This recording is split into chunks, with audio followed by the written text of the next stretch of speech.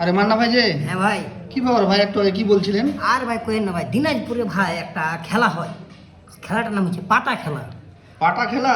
পাতা পাতা ভাই, পাতা লয় পাতা। ও পাতা। হ্যাঁ, আমের গাছে যেরকম পাতা আছে এরকম একটা পাতা খেলা হয়। খেলাটা কিভাবে খেলায় ভাই দেখেন, মাঝখানে থাকবে একটা কলার গাছ, আর ওখানে থাকবে একটা পাতা। সেটা পাতা হচ্ছে আমের পাতা হোক, জামের পাতা হোক, যে কোনো একটা পাতা।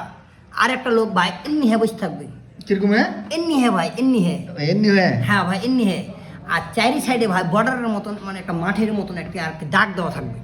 হ্যাঁ, ওই দাগের বাইরে ভাই থাকবে বিভিন্ন জায়গার আপনার এই যে তন্ত্র মন্ত্র বিদ্যার কবিরা জেলা, এরা আপনার এরকম করবে। এরকম করছে কেটা, এরকম করছে কেটা, কেটা জাদু করছে, এরকম করছে।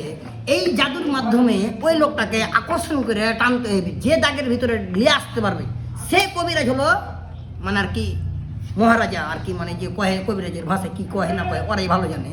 তো তখন একটা পুরস্কার দেওয়া হয় আর কি, যে একটা মানে যে আর কি অ্যাওয়ার্ড দেওয়া হয় বাংলাদেশ টেলিভিশনে আর কি, ওইরকম ওরা একটা অ্যাওয়ার্ড দেয় যে হ্যাঁ এ কবিরাজ দ্বারা সব সম্ভব। এমন তন্ত্রমন্ত্র করে ইনি করছে ইনি করছে ইনি করছে ইনি করছে, মনে করেন যে ড্রেস দিছে কেটা, মনে করেন ইনি করছে ইনি করছে।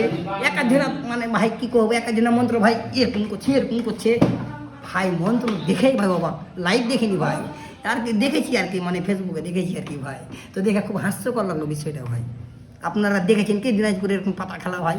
আপনারা কে কে দেখেছেন লাইক কমেন্ট করুন আমার পেজে, আমার ভিডিওতে।